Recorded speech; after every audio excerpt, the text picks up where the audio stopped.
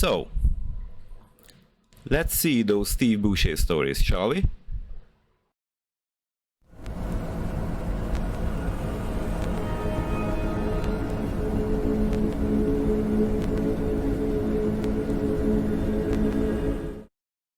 Hello everyone and welcome to this channel. My name is Renato Varga, but you can call me Ren if you like it. I thought maybe this video needs a bit of an explanation here because this channel is dedicated only to Hungarian language based videos. So I don't think that I will often post videos like this, but maybe in some cases like this. So long story short, this channel was created in January, and at the start there was another person in this group who unfortunately left the channel in the meantime. So right now at this moment I'm just alone here at the channel Moksha Collective. And Collective means collective, but it's an easy one, I think, in the Hungarian language, so this one is on me. The original purpose of this channel was very simple. In the Hungarian language areas,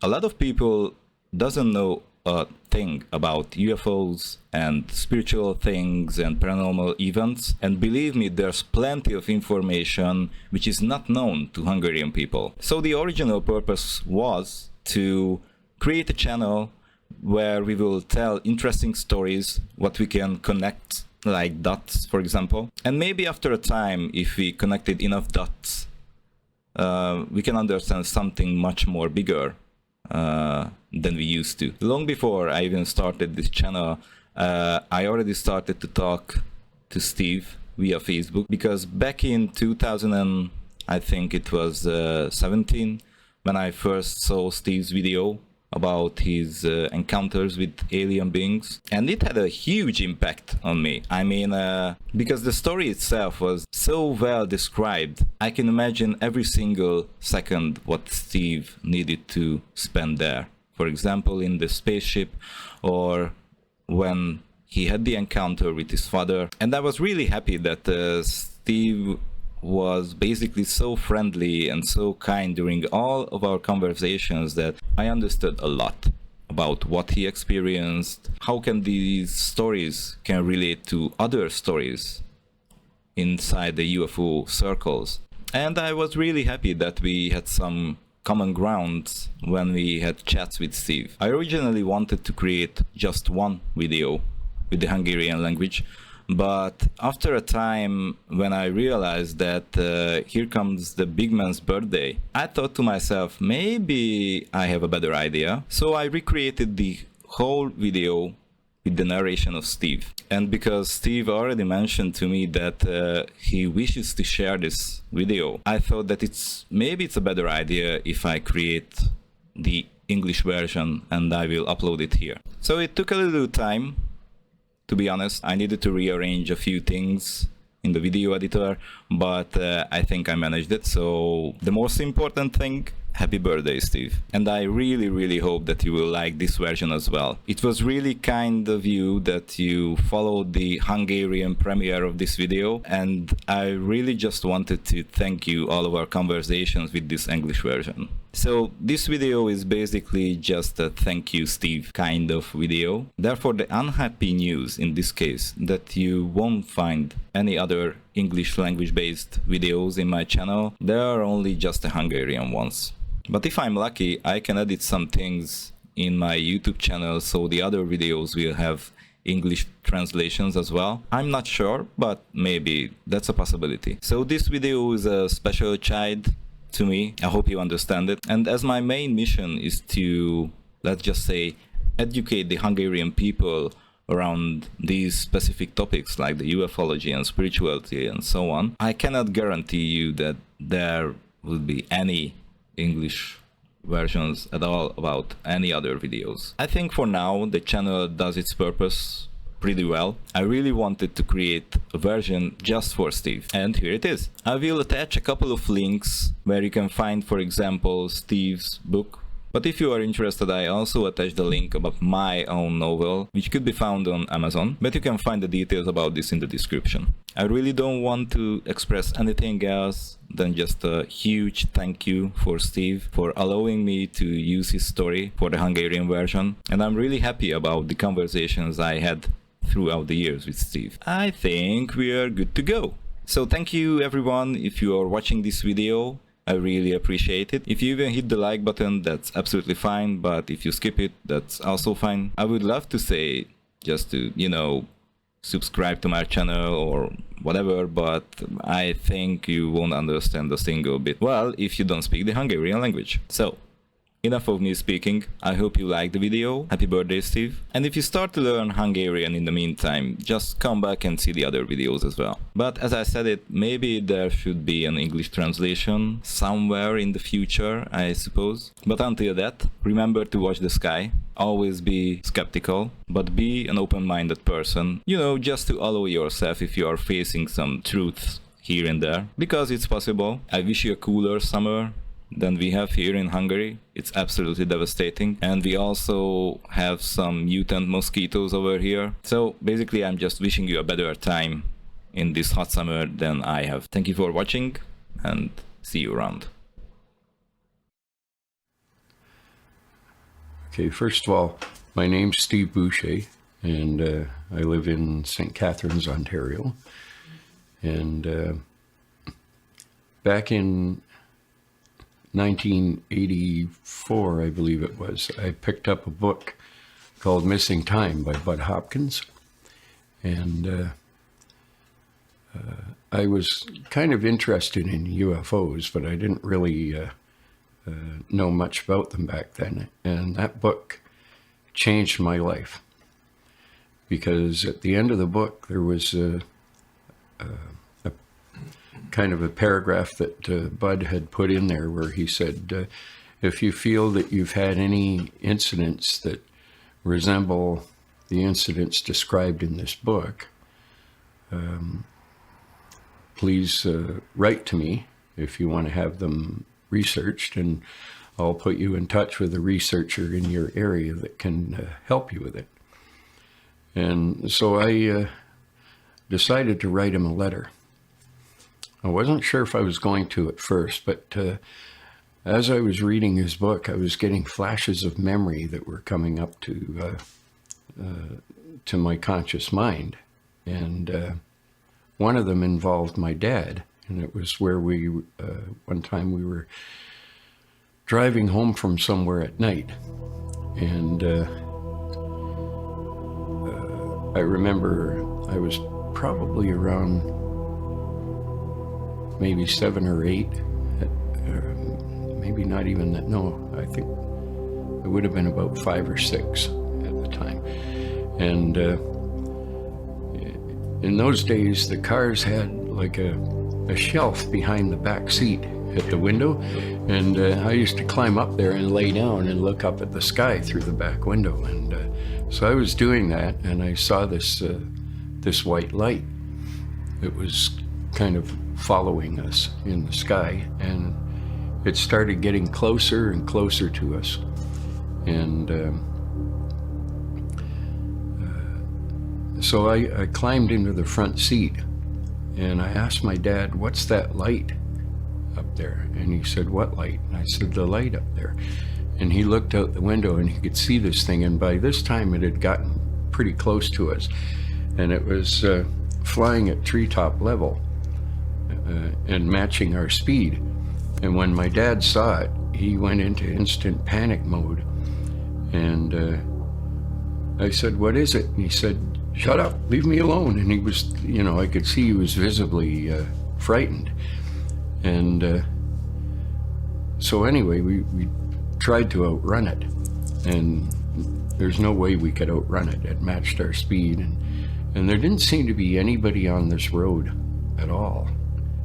And there were trees around us, like pine trees, and so all of a sudden the ship shot ahead of us, and quite a distance, and it came down in the road. So when we got close to it, I don't know if the engine stopped or if my dad just stopped, but he stopped, and this thing was sitting right in front of us in the middle of the road, and it was very bright. It lit up the whole road and the trees and everything, almost like daylight. And so we were both looking at this thing, and all of a sudden my dad managed to collect himself, and he said to me, he says, "You stay here in the car." He said, don't you leave the car. You stay here and stay low so they don't see you. He said, "Don't look out the window over the dash, just stay low." He says, "I'm going to get out and see what they want." So anyway, these two beings came out of the ship, and they're standing in the road just looking at us. And my dad opened the door, and he got out, and he starts walking toward them. Well, I was just a little kid, and I was very curious, so of course I was looking over the dashboard and watching this going on, and I could see him talking to the two beings, and the one was in front talking to him, and the other one was over that being's left shoulder, kind of behind a little bit, maybe a few feet back. And so I wanted to see who these people were, because they looked different from us, and I was interested. And so I climbed over to the driver's seat, and I got out, and I knew that I was probably going to be in trouble for it, but little kids can get away with a lot of stuff, you know. And so I started walking toward my dad, and I could see him turning his body to guard me so that the beings wouldn't see me. And he had his hand behind his back, and he was going like that, you know, get back in the car kind of motion. And so I came up behind him, and he was still trying to guard me so the being couldn't see me. And the being just suddenly went like that and looked over his shoulder at me. And he said, I could hear in my mind, I could hear this being saying, "You seem to be concerned about the child." And so my dad's kind of laughed when he's nervous, he kind of has this sheepish sort of laugh. And he said, "Oh yeah," he says, "that's my boy." And then he turned to me and he said, "I told you to stay in the car. Now go and get back in the car." And I said, "But I want to see." And he says, "Go and get back in the car." So then the being that was talking to my dad said, "Would you like my crew member to take him back for you?" And my dad said, "No, well, that's okay. We have to go anyway." And so the being turned and looked at his crew member, and the crew member immediately came over and took me by the hand and started walking me back to the car. So my dad was looking at us, watching him take me back to the car, and I could see he was nervous about it, wondering like what's going to happen here. And so anyway, I got in, and the being got in beside me and sat in the driver's seat.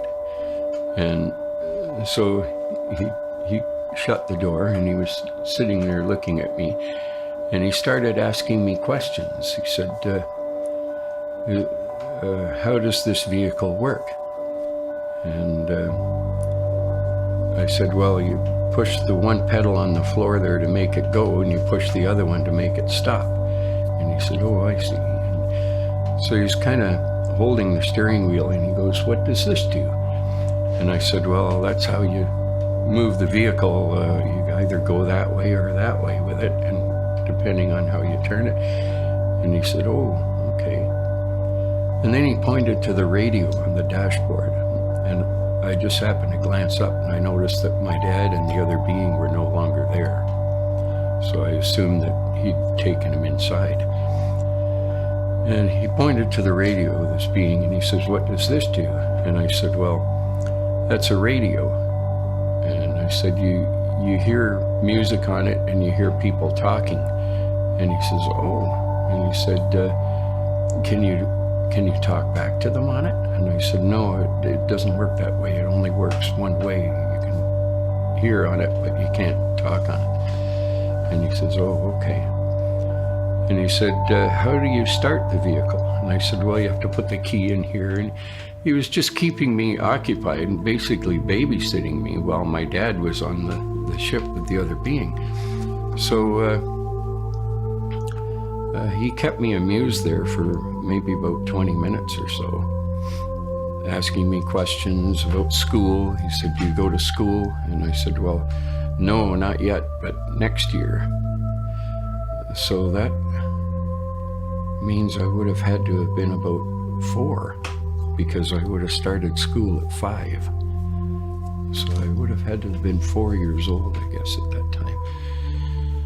So anyway, he kept me amused for quite a while. And then I saw my dad get out and the other being. They both came out of the ship, and they're standing there talking in the road. And the being looks at me and he says, I have to go now. And I said, really? I said, can't you stay a little bit longer? Because I was enjoying his company. He was taking an interest in me. And he said, well, maybe for a minute or so. And then he was watching the other being that was with my dad. And then the other being just kind of nodded at him like that. And he said, now I do have to go. And I tried to talk him into staying. And he said, no, I'm sorry, I do have to go now. So he got out and he's walking toward the other being, past my dad in the road, coming back to the vehicle.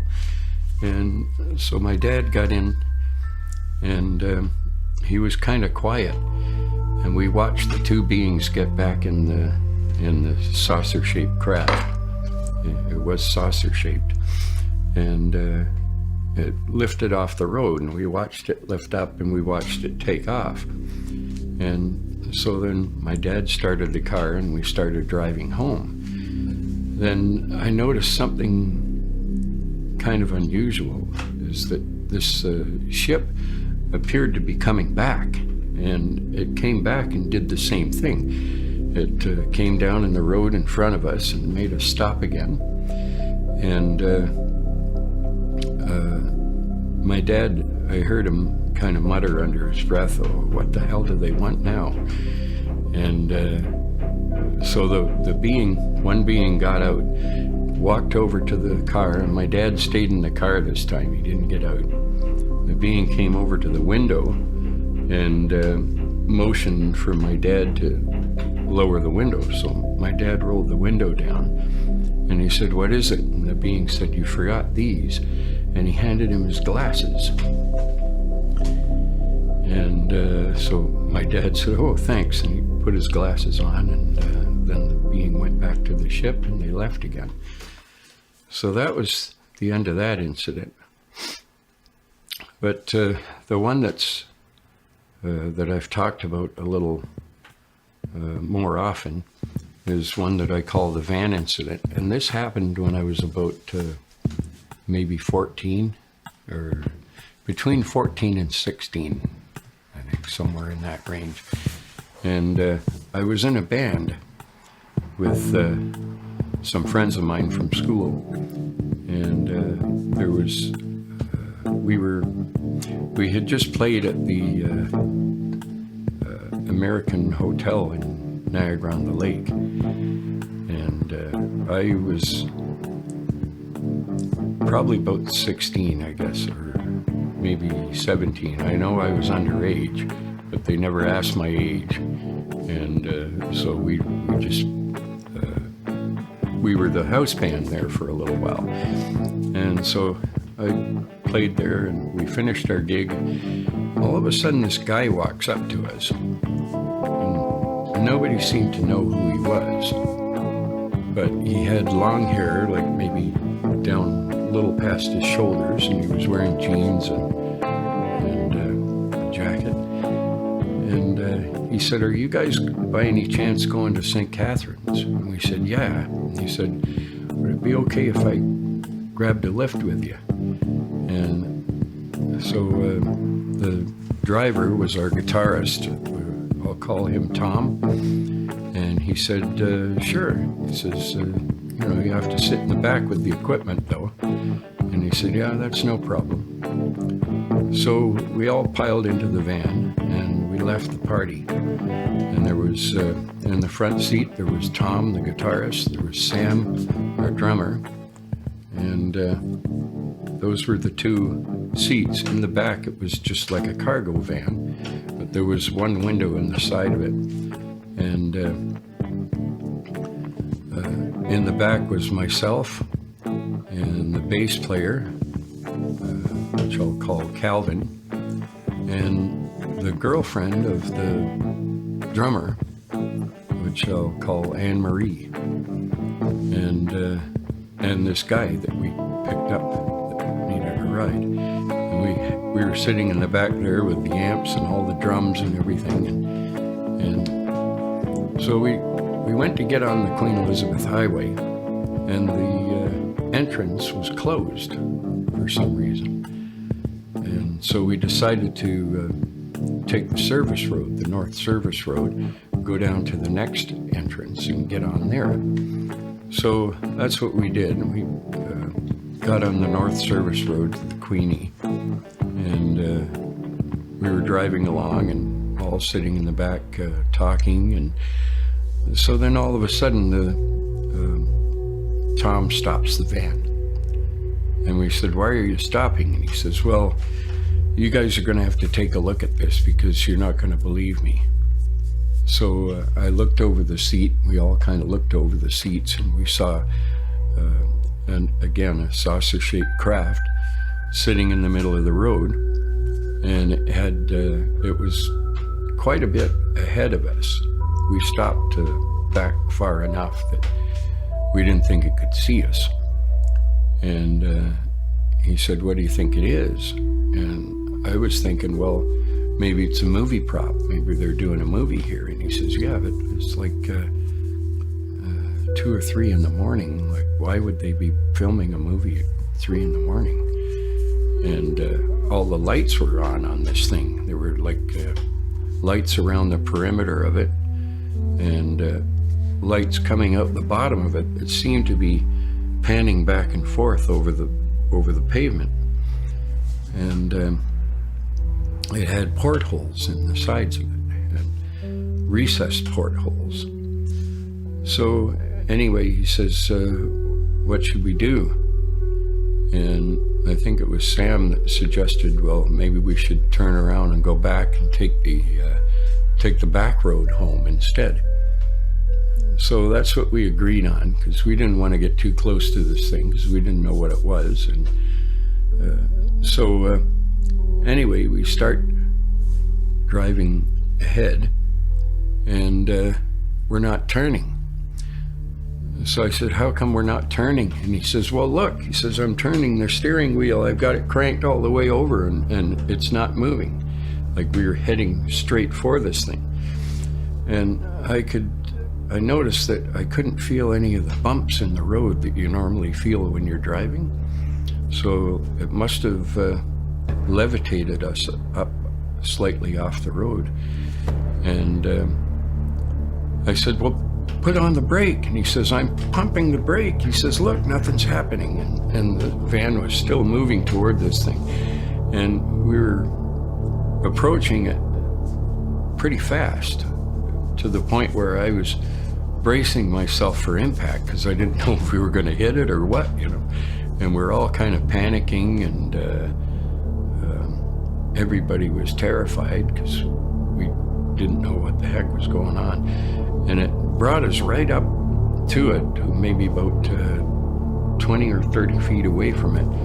And then we settled on the road, and the van wouldn't start, nothing would work. And we're all panicking in the back. And so the drummer, Sam, kind of became the voice of reason. And he just shouted, "Everybody shut up." So we all kind of stopped talking, and he said, "No." He says, "I don't know what this is, but," he says, "if we remain really quiet and we stay down so they don't see us," he said, "maybe they'll leave us alone." And he said, "But," he says, "Tom and I we can't leave our seats because, we're stuck here, so we're just going to face straight ahead, and we'll all remain really quiet and not say anything, and maybe they'll leave us alone. So we all sat there, and you could feel the fear in the back of the van was so tense you could cut it with a knife, you know. And so the drummer, he says, I heard him say, "Oh no." And I said, what's going on? He says, "They're getting out." And I said, "Really?" I said, "I want to see." And he said, "No, stay down, stay down." And I says, "Well, what do they look like?" And he says, "Well, they're just little guys." And so anyway, we could hear them around the van, and they were trying the doors, and we had all the doors locked and everything. And at one point, I saw the profile of an alien head go by the side window of the van, and it shocked me. And I said, "Did you see that?" And everybody went, "Shh, quiet." And I said, "Yeah, but did you see that?" And Anne-Marie said, "Yes, I saw it." So we could hear them trying the back door, and I started looking around for something to hit them with, because I thought, if we get into a fight with these beings, I don't know what they're going to do. And so I grabbed the mic stand, and I was ready for anything that was going to happen. And then the strangest thing happened. This guy that we picked up at the party that nobody knew, he starts looking around, and he was sitting in the back corner of the van, looking around at us, and all of a sudden he just reached over and grabbed the handle of the door and opened it. So the back door flung open, and we couldn't believe he'd done that. And there was 3 beings there, at least 3, maybe 4, I can't remember exactly now. But they were standing in a row looking into the van, and the first one in the front, which I assumed to be the leader, he got up and came right into the van through the back door. And so we're all panicking, but I couldn't move. I was paralyzed for some reason. And when he came in, he was standing up, and his head was clearing the ceiling by a good 6 inches or so. So he was pretty short, you know. We couldn't stand up in the van, but he could. And so he's looking at us, and I could hear these words in my head. And he said, "I'm sorry, but we had to temporarily paralyze you because," he said, "I was concerned for the safety of myself and my crew because you were thinking thoughts of violence."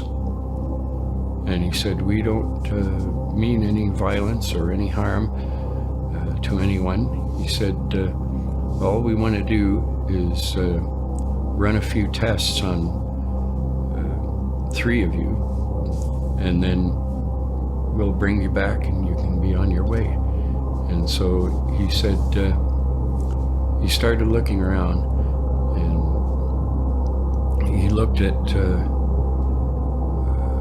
the guy that we picked up at the party. He said, "I would like you."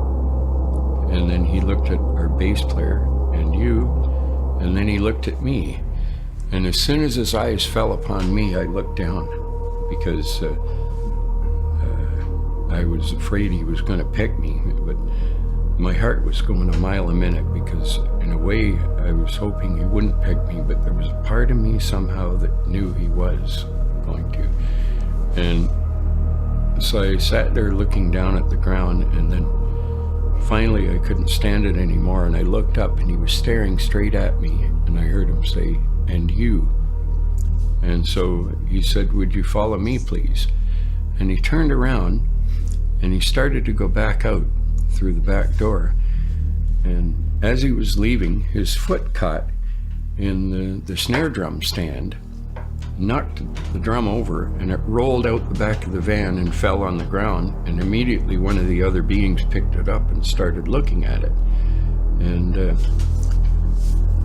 so the leader gets out, and then the bass player and the other guy got out. and then I followed him out. And the being with the drum hands it to the leader, and he took it, and he looks at me and he says, "Is this yours?" And I said, "No." And he said, "Who does it belong to?" And I said, "Well, it belongs to him." And I pointed to Sam in the driver's seat, and Sam gave me this dirty look like, "Why did you point to me? You know, I don't want to be involved in this." So the leader said to the being that originally picked the drum up, he said, "Go and get him and bring him out." So the other being went over and came back with Sam, got him out, and brought him around to the back of the van. And the leader handed him the drum, and he said, "Is this yours?" And Sam took it, and he said, "Yeah." And he says, "Is it damaged?" And he looked at it, and he says, "No, it doesn't appear to be damaged." And he laid it on the floor of the van. And so anyway, I had a bag of my recorders. They're these instruments here, these wooden instruments that I play. And I had them, they come apart in pieces, and I had them in this burlap bag. And where I go, my instruments go with me. So I grabbed the bag, and he told us to come around to the side of the van. And so I went around the side, and we were all standing there. And now Sam was with us, so there were 4 of us now, rather than just 3. And Anne Marie and Tom remained inside the van. And so he had us line up along the side of the van, and he says, "I want you to face that way and face the back of the person in front of you." And he said, "We're going on the ship." And he said, "When we go on, we're all going to go together as one unit." And he said, "So when we start to move," he said, "don't look to the left, don't look to the right, look straight ahead." And he said, "And when we go up into the ship," he said, "don't touch the hull." So he went and he stood in front of us, and one of the other beings stood in the back of us. And we all kind of lifted off the ground and started moving. And I thought, wow, this is really strange. And so we're moving toward the ship. And of course, I couldn't resist it. I had to turn my head. So I looked to the left. As soon as I looked to the left, we stopped. And when I faced straight ahead again, we started going again. So I said, oh, that's how it works. And then I tried looking to the right, and we stopped again. And the being never turned around, he just waited. And when I looked straight ahead, we started moving again. So there was, I guess, the 4 of us, and the 1 being in front and the 1 in the back. So there were 6 of us. And we moved over toward the side of the ship and turned toward it. And I could see there was like a set of what looked like corrugated steps going up into it, and I could see the light inside the ship, and it wasn't like extremely bright, it was kind of subdued. And then we started to turn on an angle and move up. Rather than walking up the stairs, we just went straight up. And as we were going up, I was looking through the handrail at the hull, and I just reached out and just barely touched the surface of the hull like that with my ring finger. And it felt like aluminum or some kind of metal. So when we started going in, the drummer was in front of me, and the archway was made for these little guys. It wasn't made for humans. And my drummer was a tall guy, and he banged his head on the archway going in. And they immediately became very concerned. Are you okay? Are you okay? And he said, yeah, I'm fine. But he wasn't happy at all, didn't want to be there. And so then as soon as we got inside the ship, they separated us. But there's a little part that I should add before I forget, is that where I touched the ship with this finger, about 2 weeks later, I ended up with a huge planter's wart on the surface of my finger. And it took a long time to get rid of it, like a couple of months or so to get rid of it. It was the worst wart I ever had. So anyway, once we were inside, they separated us from each other. So there was basically one being for each of us. And they started asking us to, they said, we need you to remove your clothing so we can do these tests. And so they brought me and the bass player and the other guy, the hitchhiker. They brought us all to this area where there were some benches there. And so we all started to remove our clothing. And I remember seeing somebody with long underwear, and I think it was the hitchhiker, and we thought that was kind of funny to see this guy wearing long underwear. But anyway, the being that was standing in front of me, I asked him if I could keep my underwear on. I just had these briefs, and he said, well, what's underwear? And so I showed him, and he said, yes, you can keep that. And I was afraid to let go of my bag of instruments. And he said, you can put those there with your clothes on the pile of clothing on the floor. And he said, nobody's going to touch them. They'll be fine. You'll be able to see them from where you are. So I put them on the floor, and then he came over with a gurney-like thing and asked me to get up on it. And so I got up on this thing, and I was sitting on it, and he wheeled me over or pushed me over somehow. I don't know if it had wheels or what. I wasn't really paying attention to that, but he moved me over to this other area of the ship where there was cabinetry, like bass cabinets with a countertop on them, and they sort of followed the contour of the ship. And he pushed me over to there, and then he went over to one of the other beings, and the other being had like a little table that seemed to also be metallic, and it had a cloth on the top of it that the being started unrolling it, and inside there seemed to be instruments that looked like surgical instruments. And so while they were discussing what they were going to do, I thought to myself, I've got to see if I can get something from this ship, because nobody's going to believe me when I tell them this. So I looked to see what I could take, and there was these round knobs on the drawers in this cabinet. So I reached down and I grabbed one of the knobs, and I wondered if it would unscrew, and I started turning it, and it was getting loose. So I managed to unscrew it and take it off, and I had it in my hand, and I thought, well, where am I going to put this thing now? I don't have any pockets, and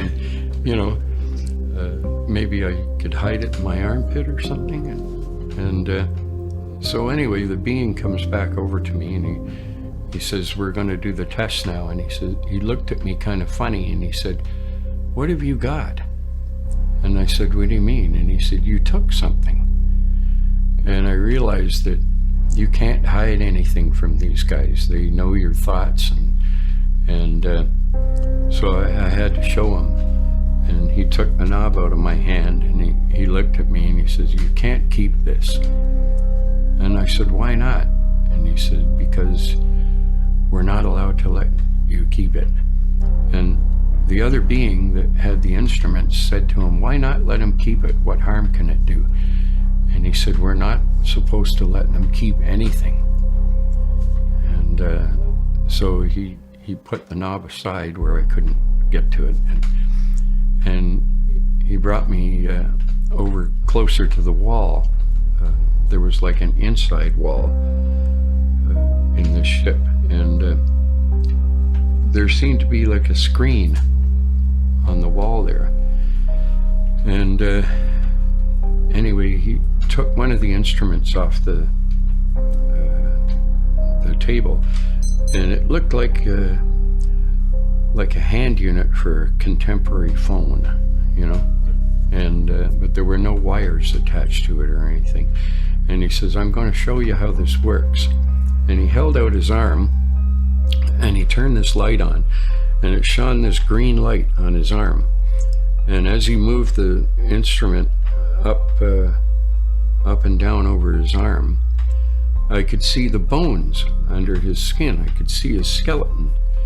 And I thought, wow, that's really strange. So then he says, now I'd like to try it on you. And I said, is it going to hurt? And he says, no, it doesn't hurt at all, but it may tingle a little bit. And he said, put your arm out like that. So I put my arm out, and he turned the light on and scanned my arm with this thing. And when I looked at my arm, I could not only see the skeleton, but I could see the muscles, muscle tissue. I could see the veins and the arteries. I could see my pulse in the veins. I could see everything under my skin. And I was just amazed at this thing. And I wondered why I couldn't see that when he put it on his arm. All I could see was like a skeletal structure. I didn't see any nerves or veins or anything. But anyway, he said, now we want to have a look in your stomach. And he said, would you lay back? So I laid down on the gurney, and I kind of had my head lifted up a little bit so I could see what they were doing. And they were all crowded around me. I think there were 2 or maybe 3 of them, and they were shining this thing on my stomach, looking at different areas inside my stomach. And so anyway, I seem to remember seeing it on the screen on the wall as well. And so he said, he said, I need you to sit up for a minute. So I sat up, and he said, I want you to look at the wall here. And when I looked at the wall, there was like a disc about maybe 2 feet in diameter, and it was like a black and white spiral that went like a helix into the center of this thing. And he turned this thing on, and it started spinning slowly. And as I was watching it, it was kind of pulling me into the center of this thing, watching this. And I could feel myself starting to slip away. And I said, I don't want to look at that thing anymore. And he said, no, look at it. He said, it's very important. He said, look right into the center of it. And he says, it's very important, so I need you to look at that. So I looked at it again. I watched it for a little while, and all of a sudden I was out. I couldn't, I just lost my consciousness.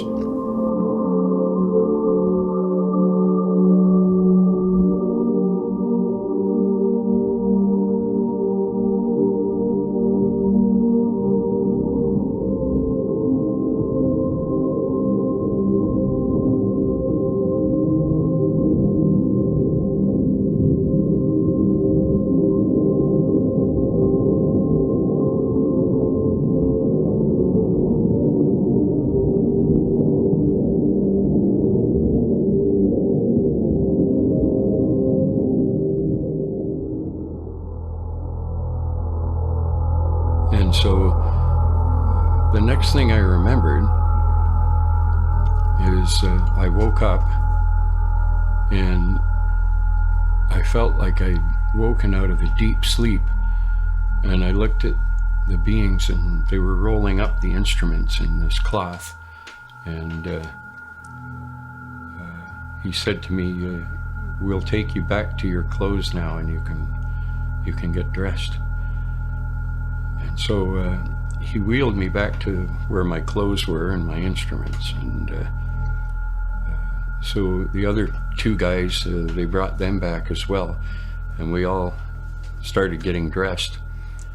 And so the two beings were standing there in front of us, and they said, we have a few minutes now. If there's any questions you want to ask us, now is the time to ask us.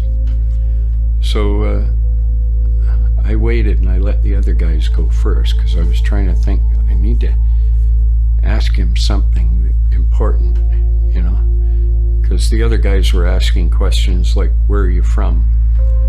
And he showed us a star map on the wall, and he said, do you know the stars at all? And we said, well, not really. And he says, well, then he said, it wouldn't really do any good for us to tell you where we're from, but he says, it's from this area in here. And so then somebody else asked, do you have any bases here on Earth? And he said, yes. He says, as a matter of fact, there's one right out here. And he pointed out the window to Lake Ontario. And so then he came to me, and it was my turn to ask him a question. And so I'd thought of a really good one. I said, what is the true religion on Earth? And he just kind of looked at the other being, and they both looked at me like they were surprised. And he said, why would you ask us a question like that? And I said, well, it's obvious that you're a lot more technologically advanced than we are, and you're probably more socially advanced, and I'm assuming more spiritually advanced as well. So if anybody would know what the correct religion on Earth is, it would be you guys. And they seemed to like my answer. And then he looked at me and he said, there is no true religion on Earth. And he said, and that's the end of the questions. And they immediately turned away, and I said, well, wait a minute. I said, you can't just drop something on me like that and not explain. I said, can't you elaborate a little more? And he said, no. He says, as a matter of fact, we probably told you too much already. And so anyway, then the drummer at this time refused to take his clothes off, and he'd been arguing with the other being right near the entrance to the ship, and the other being could not convince him to cooperate and take his clothes off. And I kept hearing him throughout this, I kept hearing him say, no, I'm not going to do that. I'm not going to do that. So he was still, I remember the other being said to him, would you wait here then until the others are finished? And he said, yeah, I can do that. So the two of them waited, and then we all kind of regrouped and started leaving. And we were going down the steps, and everybody else went in front of me. And I had my bag of recorders with me. And just as I was about to go down the steps, the leader being put his hand on my shoulder and stopped me. And he said, wait a minute. And so the others all went back to the van, and a couple of the beings went with them. And then I was still on the ship, and he looked at me, and I went out again. I lost consciousness. And the next thing I remember, I was standing on the pavement, looking up at the doorway of the ship, and the being standing there, and he was silhouetted in the doorway by the light in behind him. And I remember I could see he looked kind of grayish, but all I could see were these big black eyes. That was the only thing that really stood out. He was, these were gray beings. They had the larger heads and the big black eyes that kind of curled up the sides of their head. So they could actually look at you from the side of their head. And they had a greater peripheral vision than we did. And so I was looking at this being, and I felt this tremendous love radiating from him. it was just an incredible feeling of love that I've never felt before in any other situation like that. And he was telling me something, and I guess I was still kind of under hypnosis a little bit, and I just caught the end of his words where he said, in the future, he said, you'll be a great help to your friends and your family, and something about playing an important part. But I kept trying to remember what he had told me, but it already went into my subconscious, and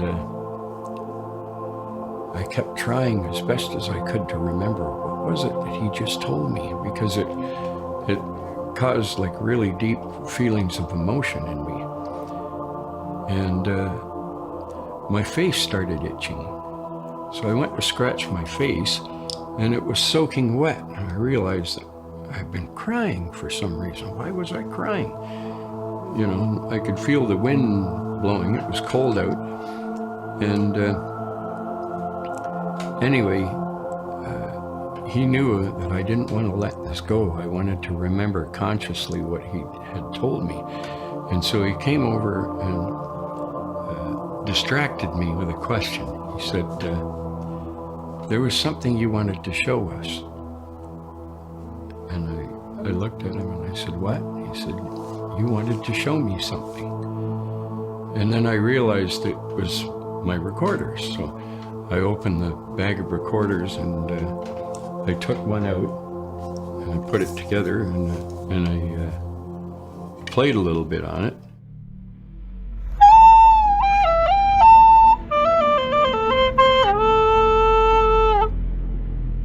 And I showed it to him. I handed it to him, actually, and he reached out and he took it, and this is the first time I actually got a pretty good look at his hand. And his fingers were a lot longer. The fingernails were like almost like claws. They weren't like regular human fingernails, and the skin looked like it was kind of scaly looking and dry. And just seeing that image of his hand kind of frightened me a little bit, and I didn't want to look at it. And so I was holding onto my recorder, and I was wondering, is this being some corporeal? Is he a spirit of some sort? So I held onto the recorder and I felt him pull on it. So I felt him pull, and I let it go, and he took it. And at that point I knew he must have been solid, because I could feel him pull it out of my hand. So I played a little bit on it, and when he took it, he did something that kind of surprised me. I expected him to put it up to his mouth to play it, to try to get a sound out of it. But instead, he put it up to his nostrils like this, and he pressed it against his nose, and he managed to get a couple of sounds out of it.